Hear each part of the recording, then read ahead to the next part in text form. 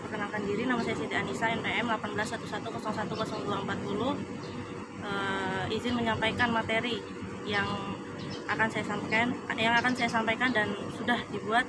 Yang pertama ada metode dan teknik kreatif dalam pembelajaran bahasa. Nah, metode ini berada di tingkat sekolah dasar. Berbeda dengan metode untuk anak sekolah menengah dalam upaya mengembangkan kemampuan anak dalam berbahasa.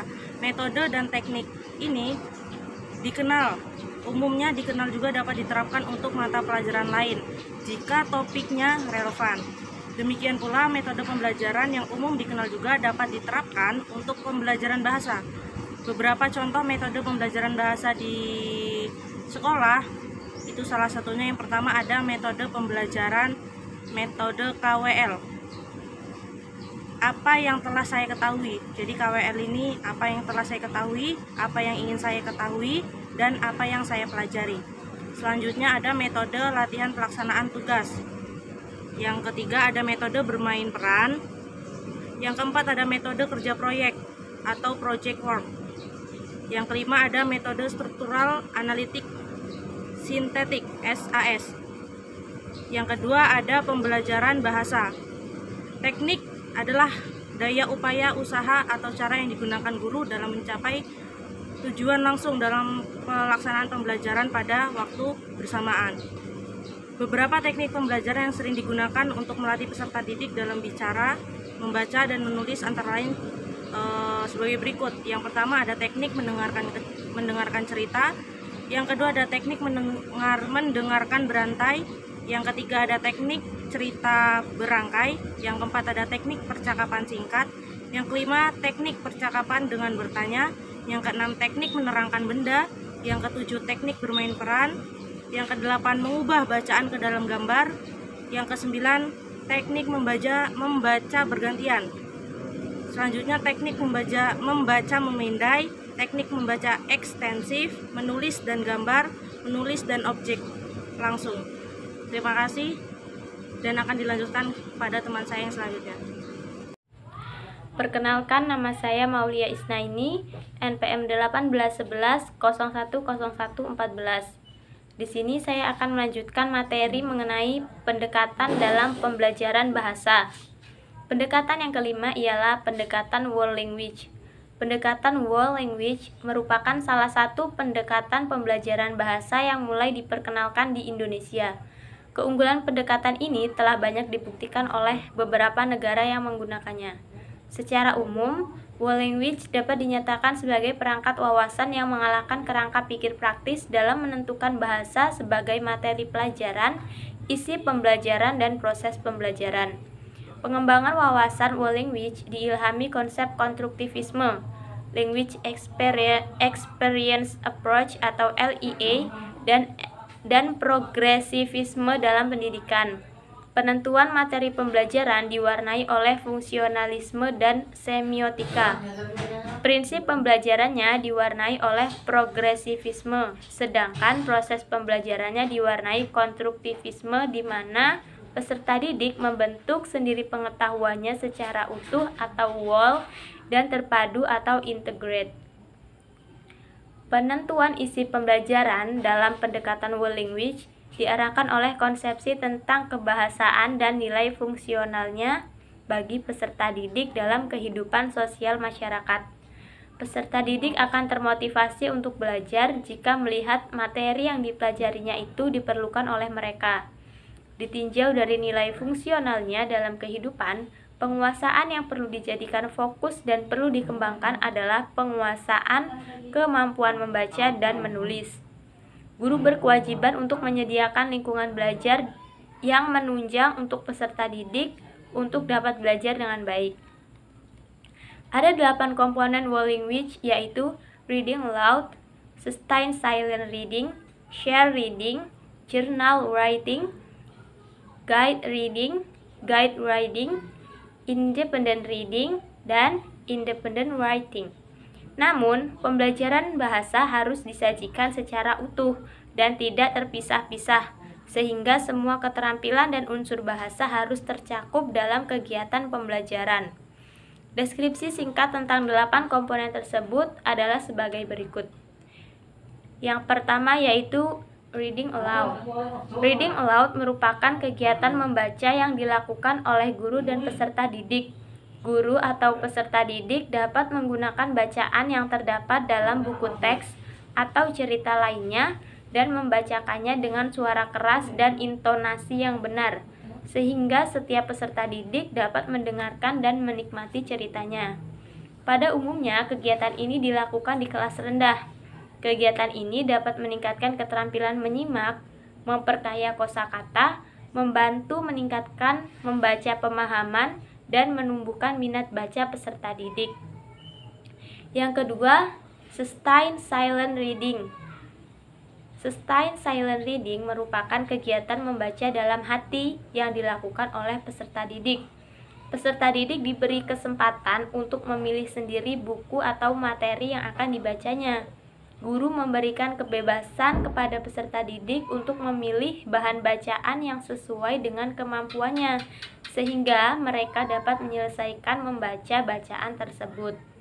Sebaiknya guru menyediakan bahan bacaan yang menarik, sehingga peserta didik dapat memilih bacaan yang disukainya. Yang ketiga ada share reading. Share reading merupakan kegiatan membaca bersama antara guru dan peserta didik dengan membaca buku atau teks yang sama. Beberapa cara untuk melakukan kegiatan ini. Yang pertama, guru membaca dan peserta didik mengikutinya. Biasanya ini untuk kelas rendah. Yang kedua, guru membaca dan peserta didik menyimak sambil melihat bacaan yang tertera pada buku. Dan yang ketiga, peserta didik membaca secara bergiliran. Yang keempat ada journal writing. Penulisan jurnal adalah salah satu cara yang cukup efektif untuk meningkatkan keterampilan peserta didik dalam menulis. Peserta didik dilatih untuk mencurahkan gagasan dan menceritakan kejadian di sekitarnya secara lancar. Sebaiknya guru tidak mengatur tata aturan penulisan agar peserta didik dapat bebas mencurahkan gagasan tanpa merasa khawatir memikirkan teknik tulisannya. Yang kelima ada guided reading. Membaca terbimbing, fokus pada pemahaman bahan bacaan. Semua peserta didik ditugaskan membaca dan mendiskusikan buku atau teks yang sama. Guru memberikan pertanyaan yang harus dijawab oleh peserta didik secara kritis berdasarkan teks yang dibaca. Kemudian yang keenam ada guided writing. Menulis terbimbing menempatkan guru sebagai fasilitator, membantu peserta didik menemukan apa yang ingin dituliskannya dan bagaimana menulis secara jelas, sistematis, dan menarik. Guru tidak memberikan petunjuk, namun hanya memberikan saran dan membangkitkan motivasi menulis. Peserta didik memilih topik, membuat draft, memperbaiki dan mengedit tulisannya secara mandiri. Kemudian ada independent reading. Membaca bebas adalah kegiatan membaca yang memberikan kesempatan kepada peserta didik untuk menentukan sendiri teks yang ingin dibacanya. Membaca bebas merupakan bagian integral dari world language. Peserta didik bertanggung jawab terhadap bacaan yang dipilihnya dan peran guru berubah menjadi seorang pengamat, fasilitator, dan memberikan respons. Yang terakhir adalah independent writing. Menulis bebas adalah kegiatan menulis tanpa intervensi dari guru. Kegiatan ini bertujuan untuk meningkatkan kemampuan peserta didik dalam menulis, meningkatkan kebiasaan menulis, dan meningkatkan kemampuan berpikir kritis. Peserta didik bertanggung jawab sepenuhnya dalam proses menulis.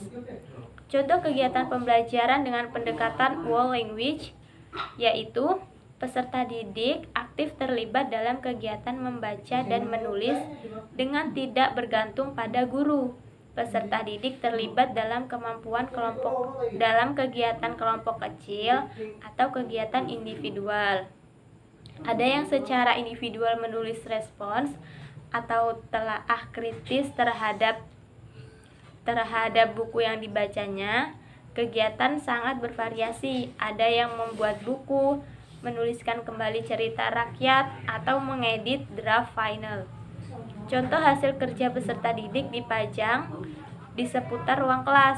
Guru terlibat dalam konferensi dengan peserta didik dan berkeliling ruang mengamati aktivitas peserta didik, berinteraksi dengan peserta didik, atau membuat catatan tentang kegiatan peserta didik. Di sini saya akan menjelaskan materi tentang metode dan teknik kreatif dalam pembelajaran bahasa. Jadi ketika dalam pembelajaran berbahasa itu setiap jenjang sekolahnya berbeda. Metode dan teknik pembelajaran bahasa di tingkat sekolah dasar SD berbeda dengan metode untuk anak usia sekolah menengah dalam upaya mengembangkan kemampuan anak dalam berbahasa. Metode dan teknik pembelajaran bahasa yang umum dikenal dapat juga diterapkan untuk mata pembelajaran lain jika topiknya relevan. Ada banyak sekali metode-metode dalam pembelajaran. Yang pertama yaitu metode KWL.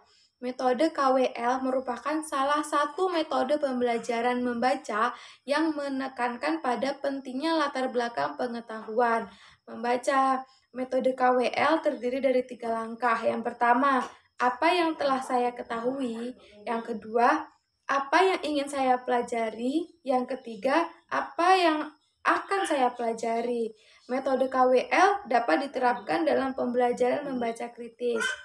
Nah, metode KWL sebaiknya dilakukan dengan memperhatikan beberapa langkah dalam pembelajaran membaca, seperti membimbing peserta didik dalam menyampaikan ide-ide topik bacaan, mencatat ide-ide peserta didik tentang topik bacaan, mengatur diskusi tentang topik ide-ide pembicara atau bacaan.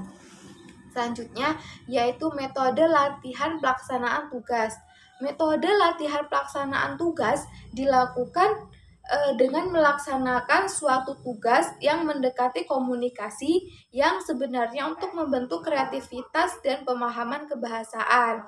Nah, berbagai bentuk tugas dari skala kecil yang menghubungkan pokok-pokok tata bahasa dan kosakata yang dilakukan mulai dengan situasi komunikasi sampai skala besar yang mengharuskan pelaksanaan aturan-aturan kebahasaan.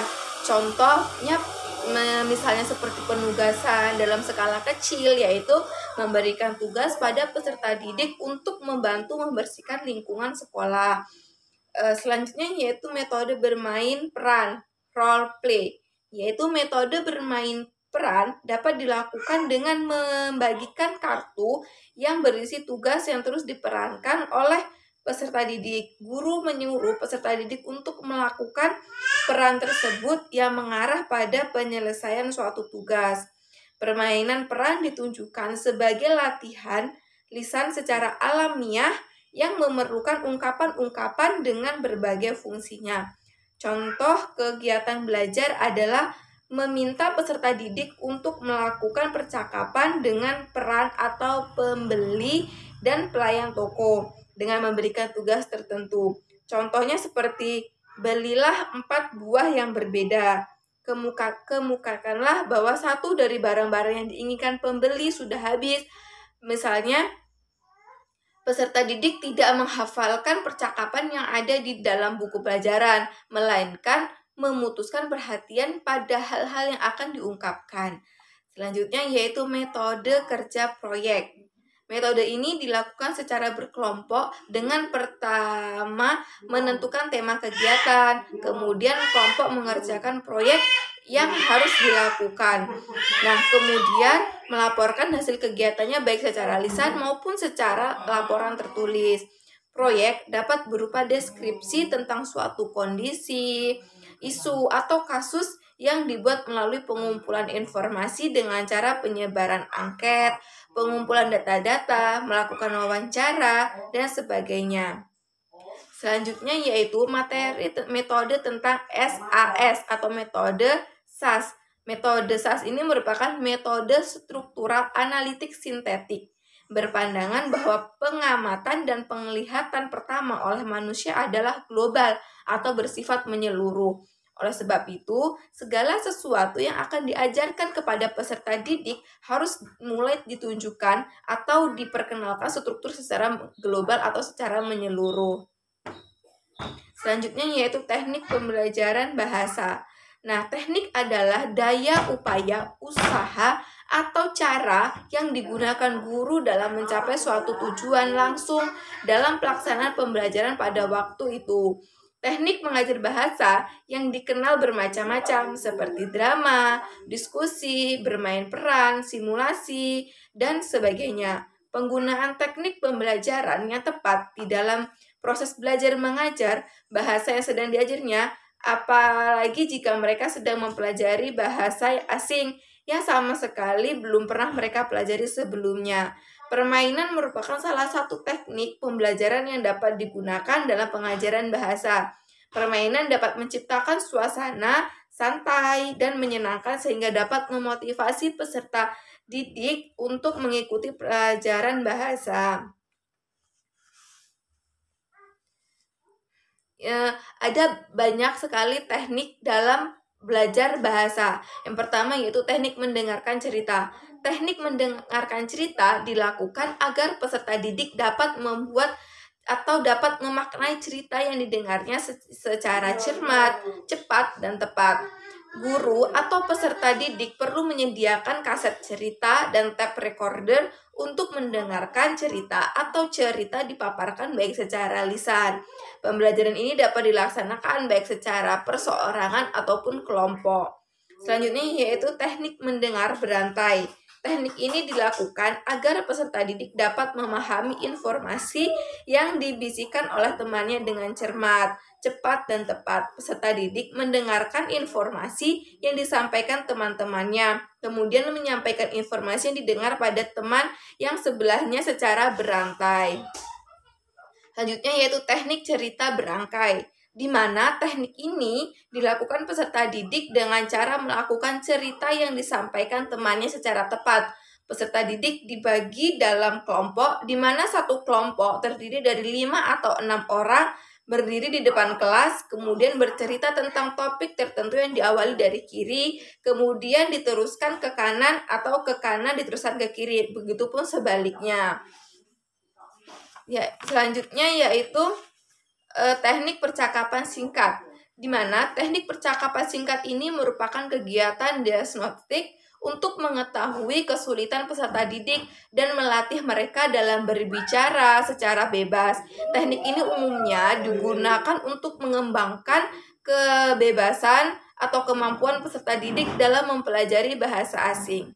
Terima kasih. Assalamualaikum warahmatullahi wabarakatuh.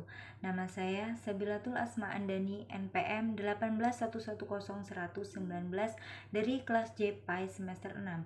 Di sini saya akan melanjutkan materi tentang teknik-teknik dalam pembelajaran bahasa, yaitu yang selanjutnya ada teknik membaca memindai. Teknik ini dilakukan agar peserta didik dapat menemukan secara cepat kata, nomor, lambang, dan apa saja yang dibutuhkan dari sebuah daftar panjang, pengumuman, iklan, daftar telepon, dan nomor acak. Kegiatan ini dilakukan secara perorangan, di mana peserta didik diminta untuk menemukan nomor, gambar, atau kata yang dianggap paling penting dalam sebuah bacaan. Kemudian ada teknik membaca ekstensif. Teknik ini dilakukan agar peserta didik dapat mengintegrasikan isi bacaan dari berbagai bacaan dalam topik yang sama. Peserta didik diminta menjelaskan inti bacaan menurut persepsinya masing-masing setelah membaca topik yang sama dari berbagai bacaan, seperti koran, majalah, buku teks, dan buku pengetahuan tentang topik yang sama. Kegiatan ini membutuhkan integral berbagai macam bacaan yang berbeda-beda dan topik yang sama. Kemudian yang selanjutnya ada teknik menulis dari gambar. Teknik pembelajaran menulis dari gambar bertujuan agar siswa dapat menulis dengan cepat berdasarkan gambar yang dilihat. Misalnya, guru menunjuk gambar kebakaran yang melanda di sebuah desa. Kemudian berdasarkan gambar tersebut, siswa dapat membuat tulisan secara runtut dan logis berdasarkan gambar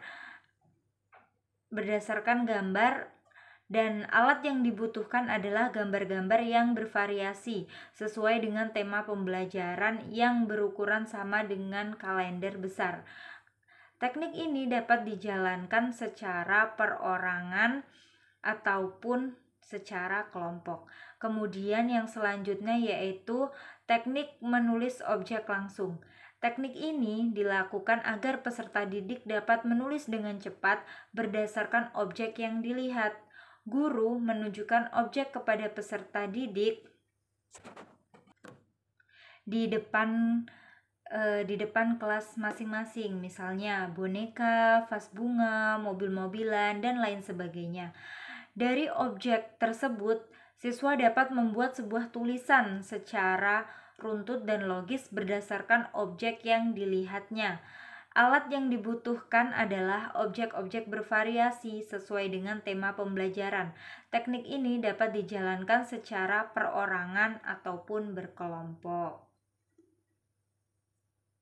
Selanjutnya yaitu metode pembelajaran berbahasa asing. Yang pertama, metode dari pembelajaran berbahasa asing yaitu pembelajaran berbasis teks. Pembelajaran dengan pendekatan komunikatif yang sering digunakan untuk pembelajaran berbahasa asing pada saat ini adalah pembelajaran yang berbasis teks. Nah, teks ini tuh biasanya dikaji dengan report teks, deskriptif teks, dan lain-lain. Nah, teks laporan sendiri di sini juga digunakan karena teks laporan ini berfungsi untuk memberikan informasi dari suatu situasi yang sudah diinvestigasi melalui pertimbangan.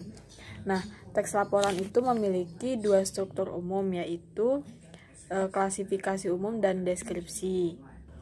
Nah, sedangkan langkah-langkah yang harus kita lakukan untuk menggunakan teks laporan yaitu pertama dengan building knowledge of field, yang kedua yaitu modeling of text, yang ketiga yaitu joint construction, dan yang terakhir adalah independent construction.